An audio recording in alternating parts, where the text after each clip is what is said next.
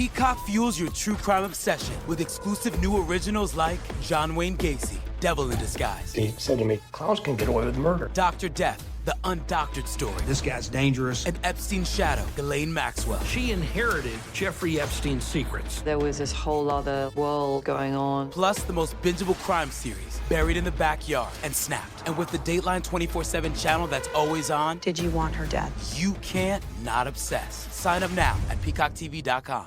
Support for this podcast comes from JCPenney. Back to school season is quickly approaching, and JCPenney has the essentials to set kids up for a successful new year. Like select shorts from $12.99, polos for uniforms from $9.99, and even select bedding sets, any size, only $49.99. Get an early start and shop specials Friday through Sunday. Plus, save an extra 20% with coupon. Weekdays are back in style. Visit a JCPenney near you or jcp.com. Offers and coupon valid through July 18th. Exclusions apply. See store or jcp.com for details. Hello, everyone, and welcome to the Jeffrey Epstein Show. I'm your host, Bobbycapucci, and this is Daily Drop number 427.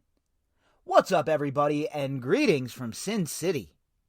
Usually right now, we'd be about an hour deep into the live stream. But your boy was running way behind schedule today, so I decided to scrap the live stream altogether rather than starting it late. And instead, we're going to do this daily drop episode. Now, next Sunday, we'll be right back at it. But this weekend altogether, I have been absolutely lazy, and folks, it has felt pretty good. I haven't really relaxed like this, like I have this weekend, in a real long time. So it was nice to kind of recharge the batteries. You know, we still have the one episode out every day, and then the flashback episodes. But it was nice to just chill with the family. Like yesterday, I spent pretty much the whole entire day over at my parents' hanging out with my pops and my mom and my uncle and Carrie, of course. And we were watching all kinds of sports and just, you know, enjoying the day. And literally, I didn't do a thing. Like, no decision-making was occurring, nothing. I sat around, I ate, and I watched sports. And, folks, it was glorious. And I needed it. To tell you the truth, I needed it. It was very refreshing to chill and recharge and to just hang out and be, as we would say, where I'm from, a mushkaleen. But instead of the live stream tonight, because of, you know, me being a general lazy bum the whole weekend and ending up running behind schedule tonight, you know, we're going to do this daily drop, and we lucked out. Kate Bricklet has a new article out over at the Daily Beast detailing the relationship between Jeffrey Epstein and Woody Allen. And as usual, Kate hit the ball out of the park. You know, she's one of the very few reporters throughout this whole entire thing that has really stayed on target and done just great work. Really has done a lot to bring attention to what goes on. And it's been fantastic to see her continue to cover this story and give it the attention it deserves. Not too many people in the legacy media have done that, and Kate has certainly been one of them carrying the torch. So, as much as I am a curmudgeon and I can be critical of the legacy media, and Lord knows that's about 97% of the time or somewhere around there. When good stuff happens and there's, you know, journalists who do the right thing and follow the case and look for truth no matter where it takes them, you got to give a tip of the cap to them as well, right? Because it's not really the journalists, folks, in my opinion. It's the editorial rooms and the people who own these companies. You know, all of these big-time legacy media companies are owned by a handful of people. And with that in mind, they get to shape what the national conversation is. So they wield extreme power, and they have extreme responsibilities, in my opinion, to make sure that they're using that power correctly. And what we have seen in the last, at the very least, since Clinton has been president, has been an absolute shit show by the media. So whenever we have somebody like Kate over there at the Daily Beast who hammers these so-called elites and keeps on keeping on by reporting the story and following the evidence wherever it may lead, you got to make sure you give them a tip of the cap. And I'm sure all of you out there who are listening to this podcast anyway have followed her on Twitter. If you're active on Twitter, make sure you give her a follow and make sure you check out the article as well. Follow the link that will be in the description box. That way, you get to read along with me or afterwards, and you follow all the different hyperlinks, and it will direct you to other articles that Kate has authored as well within this article. So make sure you click that hyperlink, make sure you go and check out the article, and if you're not doing so, make sure you give Kate a follow over on Twitter. All right, folks, so like I said, the content tonight, Jeffrey Epstein and Woody Allen. Does the disgust factor get any higher? I mean, two absolute disgusting people in my opinion. Now, I have to preface this with, I have not watched the Woody Allen documentary on HBO yet. So I am not completely in the know about the Woody Allen allegations with his daughter. Right? I'm not too hip to the whole entire ins and outs the way I am with the Jeffrey Epstein case. I have a basic knowledge of it, of course, but I'm not, locked in. So I'm going to watch that documentary, probably starting tonight, to be honest with you. But it's just, with all of this, like, deep-ass, dark content that we cover here on the Jeffrey Epstein show, it's a tough pill to swallow to sit down and dive into other cases that are dark and disgusting and disturbing as well. I've had several different people send me, links and articles about, different situations like this, like the Jeffrey Epstein case. And I read them all, but it's a really dark subject, right? So as much time as I spend on the Jeffrey Epstein case and this show, I try not to delve too deep into other dark places, right? And once this case ends, obviously that'll change, and we'll move on to other things, and we'll hyper focus on things as well, topics. But I just this kind of stuff is just deep and heavy, folks, and to talk about it every day the way we do. If it wasn't such an important situation, in my opinion, there's no way in hell I would be carving out the time I do to talk about something like this. It skeeves me out. It's completely skeevy. All of it. All of the participants, all of the players, all of the people that let it happen, all of the law enforcement officials that never stepped forward to protect these girls. It's all disgusting and disturbing. But, besides very few in the legacy media, nobody's telling the story. So that's where we all come in, right? Not just me. Because like I always say, I'm not a journalist. I'm just like you folks, just a concerned-ass citizen who happened to start a podcast that resonates with a few people. But besides that, I'm just your average, everyday,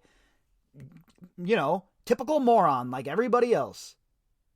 But how much can you sit back and take? How much can you let slide by? Like, my whole life, I knew that these politicians and people in business and all of that jazz, I knew that they were all thieves and criminals and crooks. But basically, monetarily type heists and stuff like that. Stealing, and I knew that was occurring, and I knew bribes. But when you start pulling back the curtain and you see what these people truly are involved in, and maybe not involved in per se as, being the ones doing the abuse, but the enabling of it, the fostering of these people's reputations, and being the vehicle for them to move into so-called polite society cannot be ignored. We're just going to ignore the fact that you gave the pyromaniac the matches that he set the whole entire neighborhood on fire with? We're just going to ignore that. And for a long time it was ignored. But now, people are starting to see what's going on, and these people are getting called out. People like Woody Allen. How long are you going to hide behind the fact that you're a filmmaker that's, people love your films? How long are you going to use that as your shield? And how long are people going to continue to protect him because you like his movies. How gross. It's really sickening to me. Who cares if the guy made some great movies? Big deal. Still a disgusting asshole. Still shouldn't be palling around with Jeffrey Epstein. And if the allegations from Dylan Farrow are true, then this guy is a heinous, disgusting, barbarous piece of shit, and there is certainly a place for him right next to his pal Jeffrey Epstein on the lowest rung of hell. So, it's nice to see that people like Woody Allen are getting called out for this stuff finally, because we've been blowing these people up for how long? I mean, every day, all day, it seems like. And we only have so much reach, of course, right? I mean, especially with iTunes playing their games, you know, it's a tough nut to crack to try and get more listeners and to expand our audience. But we're still doing a great job, and that's all because of you, obviously, sharing it with your friends and whatnot. I mean, you know, it is a message that needs to get out there. And the fact that we have this sort of article in the Daily Beast, especially when the subject of Woody Allen is so hot right now, it can only serve to get more eyes on the story of Epstein and maybe start to educate other people who, like, you know, I call them the unsullied, people who don't know much about the Epstein case. Maybe this opens the door for them. And the more people who are aware of what went on here, and the more people who are aware of the travesty that occurred, the better. Because I don't know how anyone can look at what happened here and not be outraged. All right, so this article is from the Daily Beast, and the headline, Inside Woody Allen's Close Friendship with Jeffrey Epstein. And there's a picture of Woody Allen, and he's wearing some shades, right? Or glasses or whatever. And inside of the glasses, there's a picture of Jeffrey Epstein staring at you. Kind of like in his eyes, where his eyes would be. There's a whole picture of Jeffrey Epstein instead.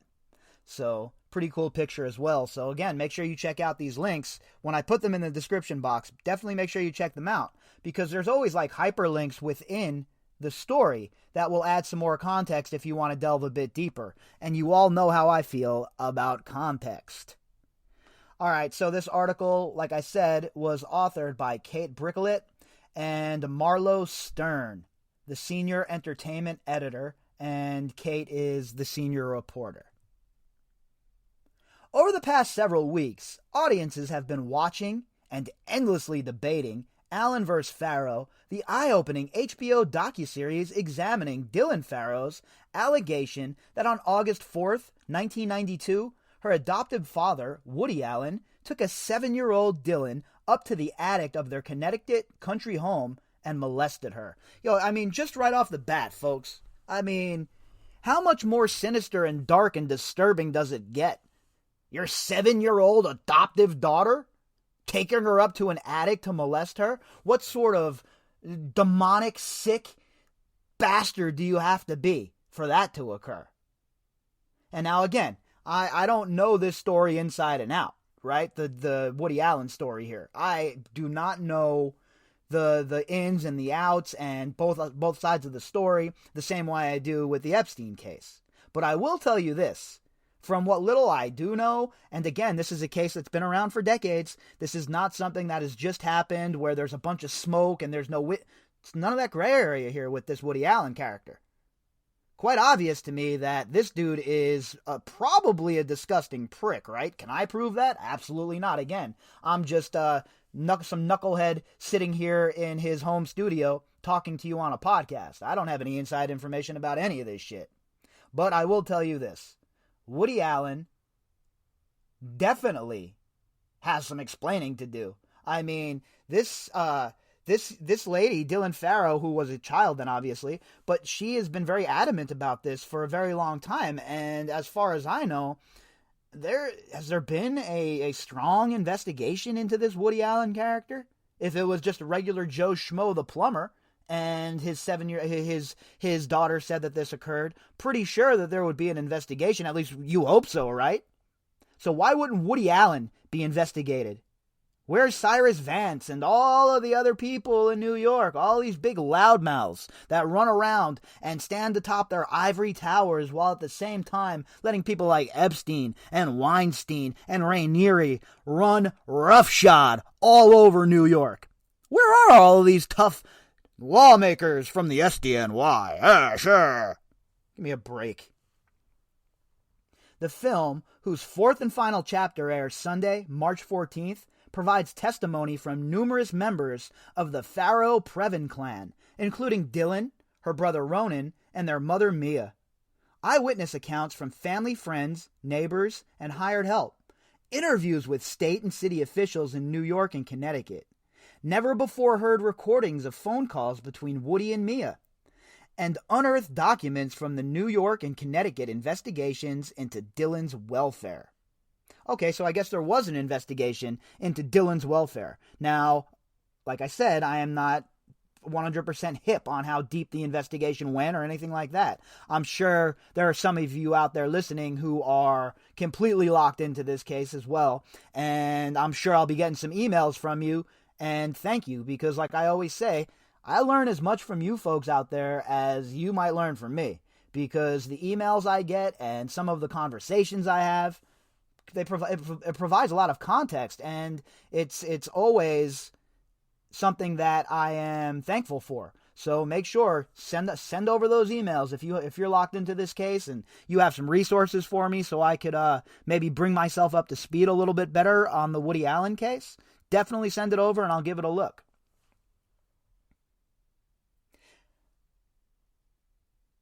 Allen and Soon-Yi, who declined to participate in the series, released a written statement through Allen's sister, calling it a hatchet job riddled with falsehoods and the abuse claim categorically false. Yeah, that's pretty much what they all say and what you expect him to say here, right? What's he going to say? Nah, she's right. That's exactly what I did. Cowards like this don't ever own up to anything. Never mind something as heinous as this. Kirby Dick and Amy Ziering, the filmmaking team behind Allen vs. Farrow, feel that the Annie Hall filmmaker, whose behavior toward Dylan was deemed grossly inappropriate by a judge in the child custody trial he lost, shouldn't merely hide behind a prepared statement. Wow. Okay. Well then. A judge deemed that the behavior towards Dylan was grossly inappropriate? What the hell does that mean, folks? Grossly inappropriate. Can we have some clarification, please? No hide behind the, grossly inappropriate, or like with the DOJ, it was a mistake. No, none of that shit. Can we get some frank talk, please? Is that too much to ask? Grossly inappropriate. If he took her upstairs and he molested her like she alleges he did, it's a lot more than grossly inappropriate, folks. If you had nothing to hide and you were really being falsely maligned, wouldn't you want to speak to journalists? Ziering told the Daily Beast. What are you afraid of? And you know what? That's a two-edged sword, honestly. Let's be real here. Nobody's running out to talk to the media these days. We all know how the media basically runs hatchet jobs on everybody. So nobody's running out to speak to the media. So I get that, right? I can't really fault the guy for that shit. Especially considering it doesn't look like he's innocent. So probably not the best idea to take a page from Joe Exotic of the Windsor family's playbook, right? Probably keep your mouth shut. But this dude right here, Woody Allen, most certainly should answer some hard questions. One thing Woody Allen is not afraid of is defending powerful men who have been credibly accused of sexual misconduct. No, he has no problem with that. Now, see, this is the part about Woody Allen's life that I know something about, right? You know, Roman Polanski, Jeffrey Epstein, Weinstein. He has been notorious for defending these predators, right? And we're not talking about gray area stuff, folks, okay? See, because when we're talking about gray area, okay, fine. If there's an argument to be had, like usual, I am ready and willing to always listen to both sides of the argument. So, wherever the evidence leads is where we go. But there's no gray area here, okay? When you're defending people like Polanski or Epstein or Weinstein. Makes you more than a fellow traveler. It makes you an enabler. And it also makes you somebody who is refurbishing and helping a convicted pedophile. You're helping them. You're a big movie star. Everything you say can be used by this person to say, hey, well, look, I'm not that bad, but Woody Allen wants to hang out with me. Meanwhile, normal thinking people are like, oh, Woody Allen wants to hang out with you? Oh, doesn't shock me. You're both disgusting predators, so yeah, par for the course. He served as one of Roman Polanski's most vocal defenders, saying the fugitive filmmaker is a nice person who's paid his dues for raping a 13-year-old girl and then fleeing the country. And in the immediate wake of the sexual assault allegations against Harvey Weinstein, accused the movie mogul's victims of conducting a witch hunt against him before walking it back.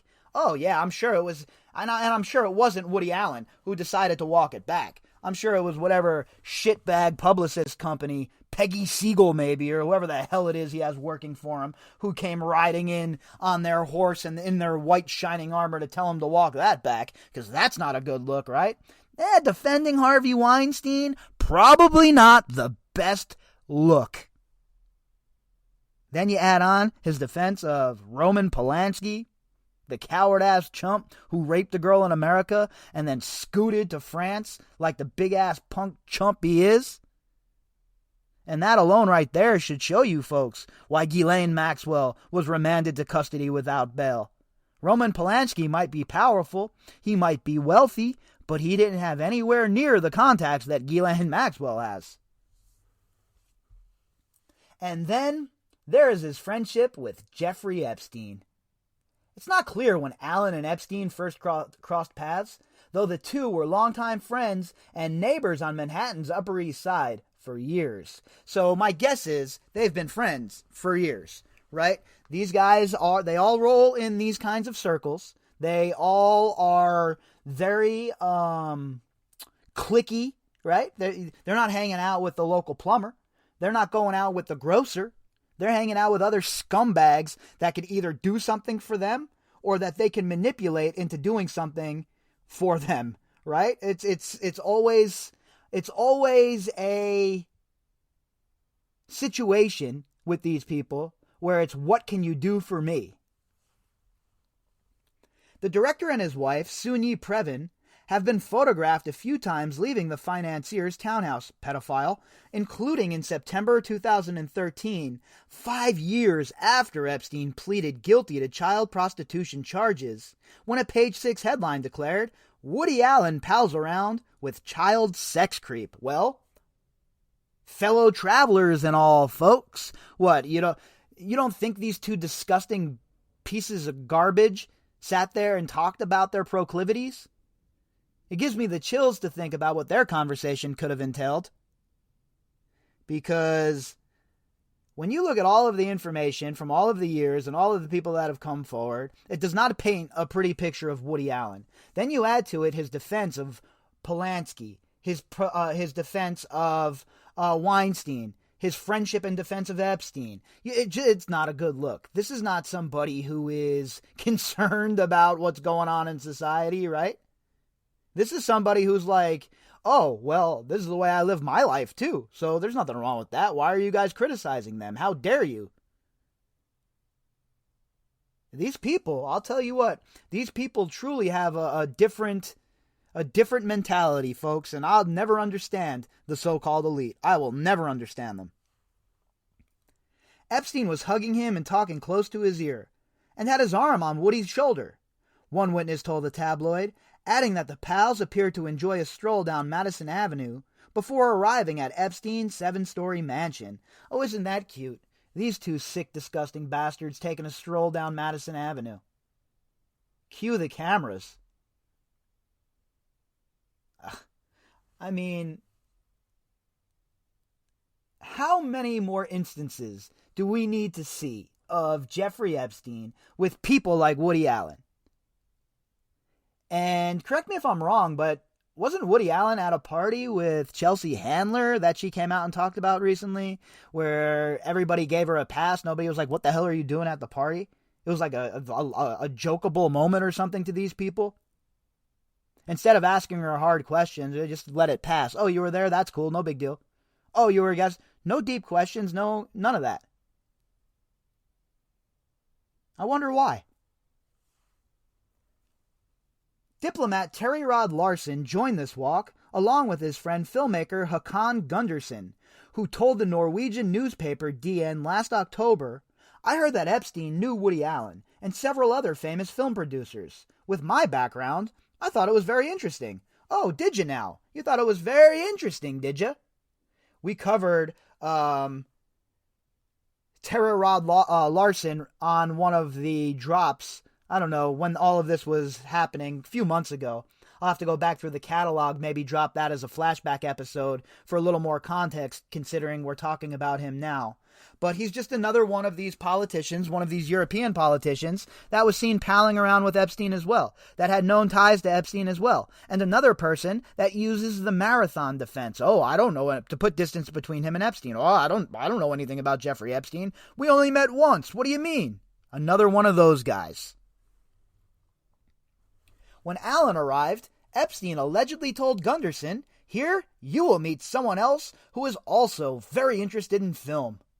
Gundersen said they all visited Central Park for about 2 hours that day before heading back to Epstein's home. Woody Allen and Soon Yi did not respond to multiple requests for comment for this story. You know, when I was in New York, when I live there and when I visit, I spend a lot of time in Central Park. A lot of time in Central Park. Such a beautiful place. And to think about these two scumbags lurking in there, walking through there, having their little talk. The fact that Ghislaine Maxwell used to use it, allegedly as a fertile hunting ground for nubiles. It's just disgusting. These people literally corrupt everything they touch and everything they're involved with. Around the same time, Epstein hosted another dinner at his New York home, where he introduced Allen to a connection at MIT. Oh, good old academia, always popping its ugly head up, isn't it?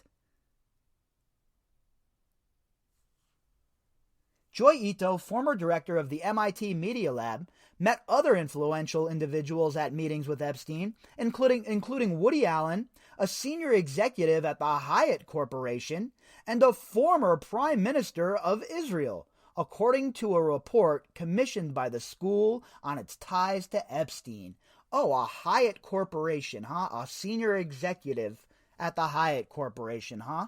Okay, right. And a former Prime Minister of Israel. I wonder who that could be. Name start with an E, maybe? Last name? Start with a B? Perhaps? MIT staff even raised the possibility that Epstein would bring Allen to campus during his October 2013 visit. What would Woody Allen have to do with MIT? What would he be doing with Jeffrey Epstein going to MIT? Is Woody Allen a scientist? He's going to go help Joy Ito out in the science department of MIT? I thought this guy made stupid movies. Ridiculous movies that, to be honest with you, and I don't know who the hell out there watches these things, but I honestly don't know how anyone could sit through one of this guy's movies. Absolute garbage, crap, atrociousness. Never liked Woody Allen, never thought he was talented, never thought his movies were good, none of that jazz. Garbage. Boring garbage. Ito expressed concern that inviting Epstein and Woody Allen to campus could create a public relations headache for MIT, the report states. And see, again, it's not because they're scumbags. It's not because they're dirtbags or that they've been involved in abusing children, allegedly. One of them, anyway, allegedly. It's none of that. It's that it could bring bad press. It's not that we think they're scumbags and we don't like them, but it could bring bad press. You see, it's not about caring that these people are dirty or they're sick or they're pedophiles in Epstein's case. It's not about that because they don't care. They care about the money, that's it. That's all these sick academics care about. All these people in academia. All these people like Joy Ito and all of the trustees, all of those type of folks. And it's gross. And you see it over and over and over again by their own statements. Apparently citing the Page 6 story, Ito tried to dissuade Epstein from bringing Allen. Since you two were just in the news recently, I wonder if that might be bad, Ito emailed the financier, pedophile. Oh yeah, you think? Talk about bad publicity. You got the two sick bastards, Epstein and Woody Allen, strolling onto MIT's campus after they've both been in the news recently, Epstein especially. And I'm sure that would have created a bit of a stir amongst some, but really, would have it mattered? The powers that be don't care, obviously. So, at the end of the day, they wouldn't have gave a damn as long as that $250,000 is coming in, as long as that $500,000 is coming in, as long as Epstein still has the checkbook out. And nobody was paying attention back then, really. Very few people. And nobody really cared. This case didn't have legs yet. The national legacy media hadn't picked it up yet. They hadn't talked about it at all, even though there were survivors screaming from the rooftops. Yet Allen apparently had no qualms about consorting with a convicted sex offender who served jail time in 2008 and 2009 for soliciting an underage girl, and appeared to stay close to him until his death.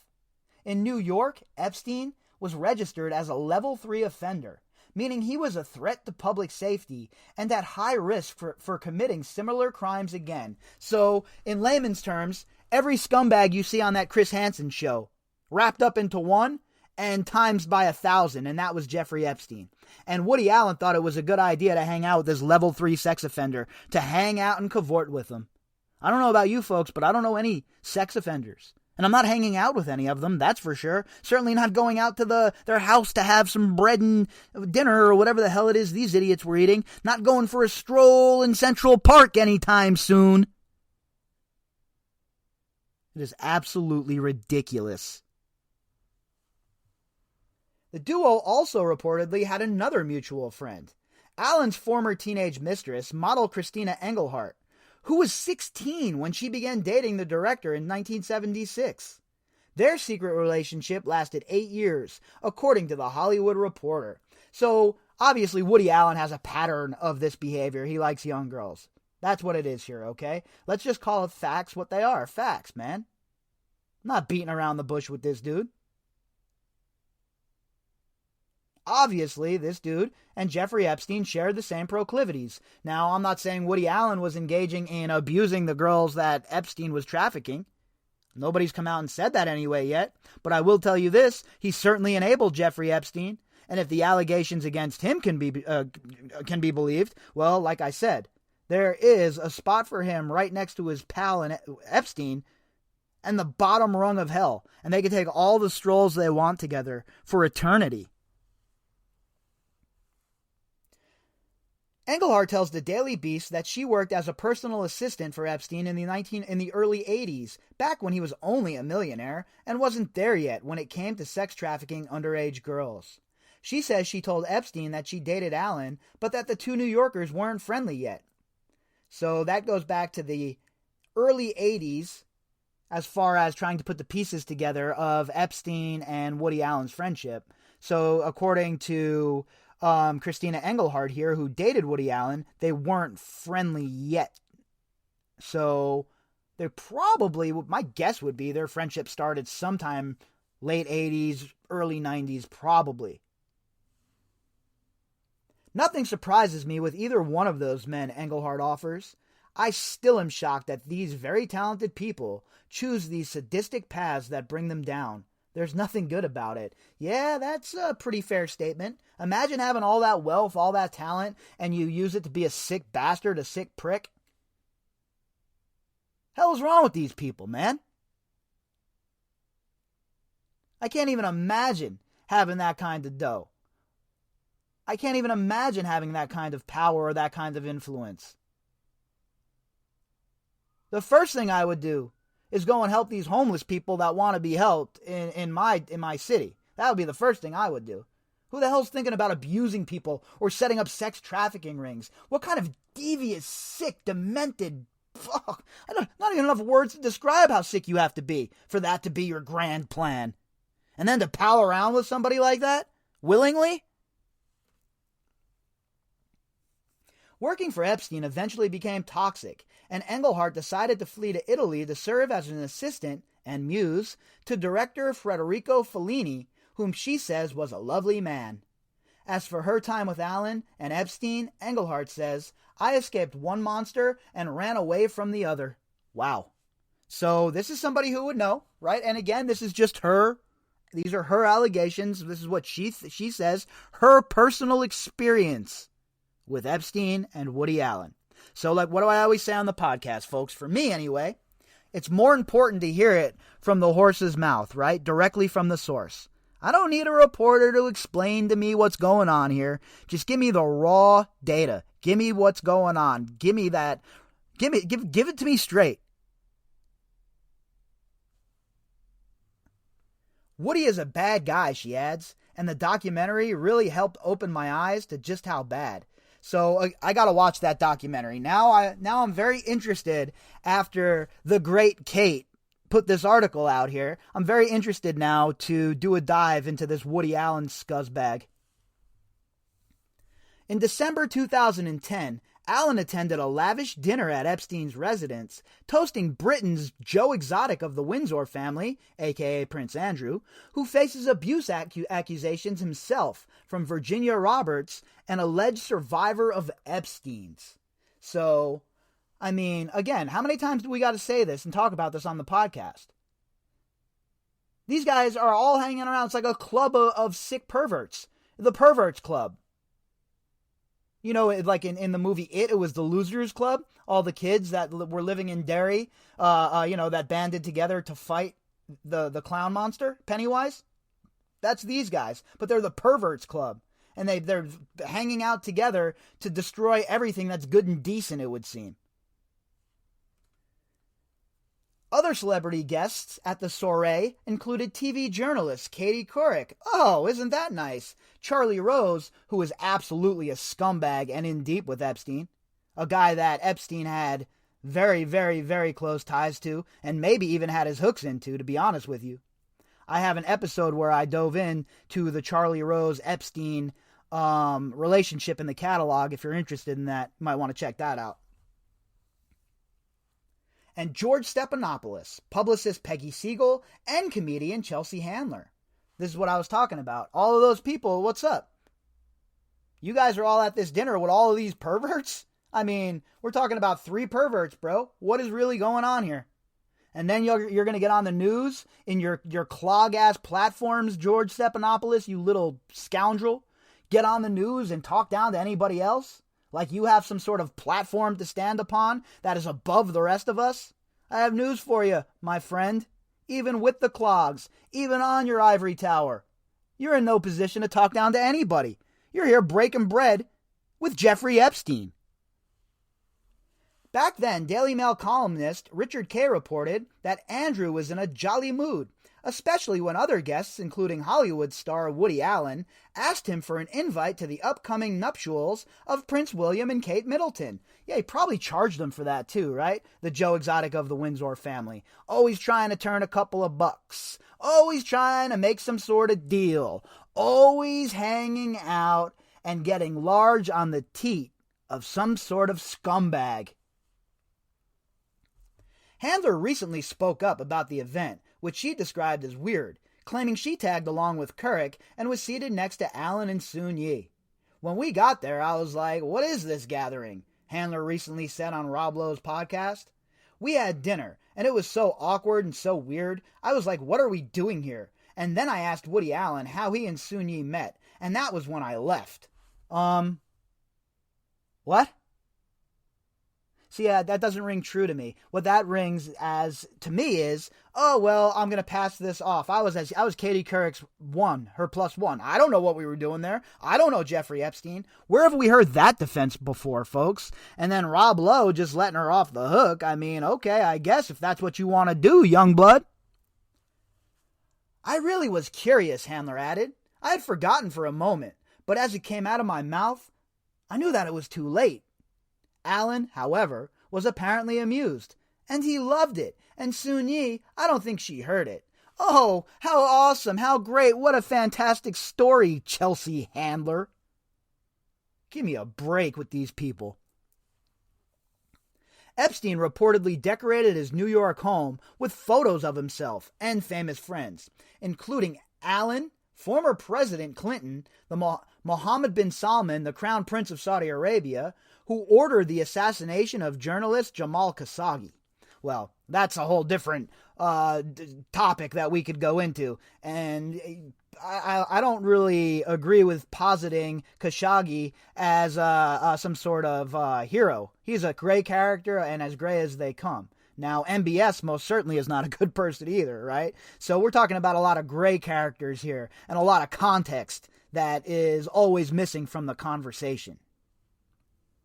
Following Epstein's suicide, allegedly, whilst awaiting trial on charges of sex trafficking minors, New York Times scribe James B. Stewart detailed visiting Epstein's Manhattan mansion in August 2018 and spotting the snapshots with Allen and Clinton.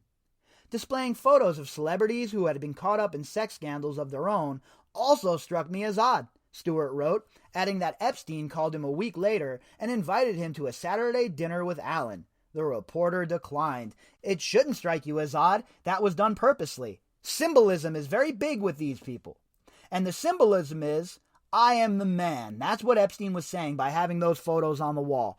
I'm the man. This is my universe. You're in my atmosphere. And if you want to play ball, I'm the kingmaker. That's what those pictures meant. And the blackmail he had on these people, all of that played into it. You don't just have power over these people. What do you think? People like Bill Clinton are going, he's going to cede power to you? I mean, come on.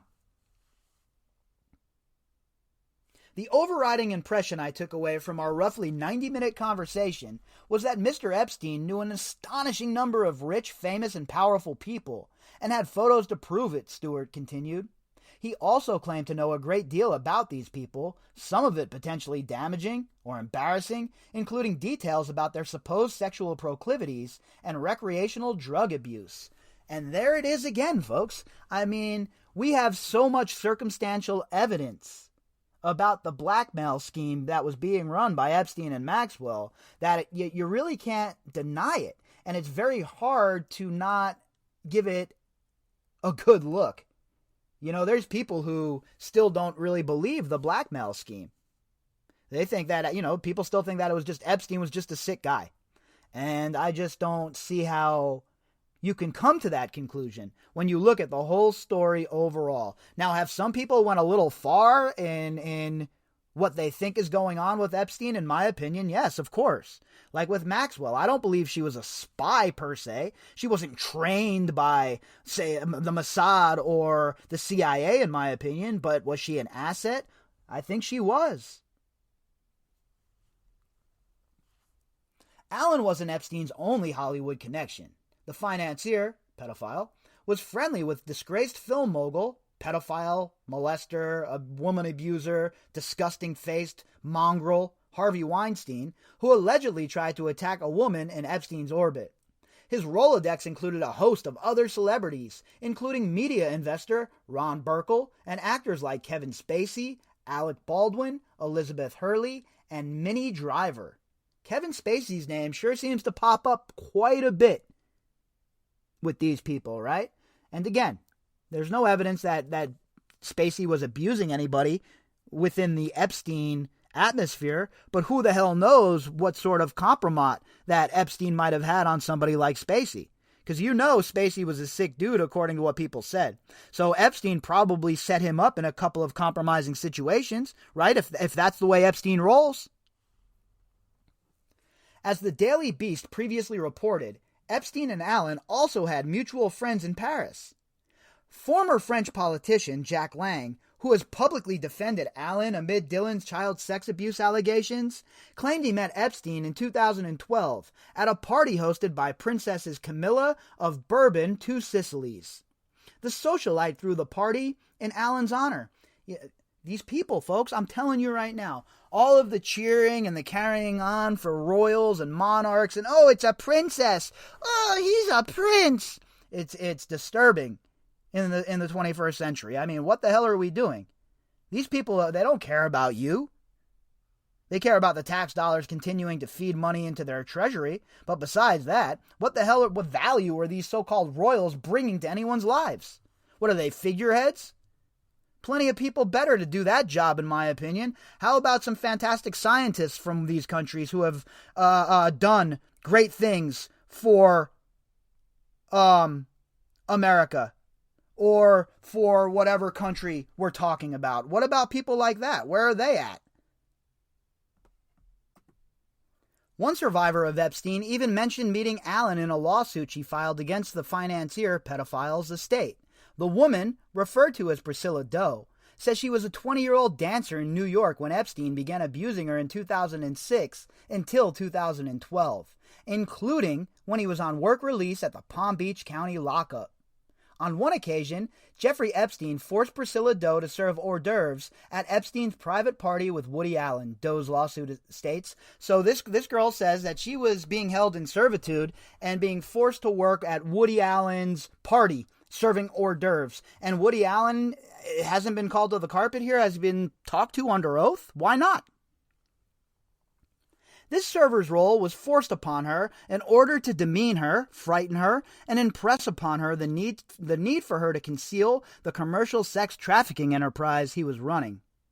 Asked about Doe's complaint, her lawyer Brad Edwards said, Woody was a very close friend of Epstein's. They hung out quite frequently. I cannot comment beyond that. So folks, look, once again, just another example of the so-called elite hanging out together, commiserating, covering for each other, and basically just being all around scummy. And I don't think it should surprise anybody at this point that Woody Allen would be such good friends with somebody as disgusting as Jeffrey Epstein. If you'd like to contact me, you can do that at bobbycapucci@protonmail.com. That's BOBBYCAPUCCI at protonmail.com. You can also find me on Twitter at BOBBY _CAPUCCI. All of the links that go with this episode can be found in the description box. To everybody who has donated to the podcast recently and in the past, thank you folks so much. All right, everybody, I will be back tomorrow morning, and we'll kick back in with our regular schedule. So until then, I hope you all have a fantastic night, and I will talk to you tomorrow. Amazon is hiring near you. And if you're a student or recent grad, you can earn up to $20 an hour while you learn. Whether you need part-time hours around your class schedule, want to save up over break, or learn a new trade without tuition, a job at Amazon can help. We offer free career courses, and we even help pay tuition. So start at Amazon, and you could be starting a whole new career path. Learn more at amazon.com/jobs. Amazon is an equal opportunity employer. 15 minutes could save you 15% or more.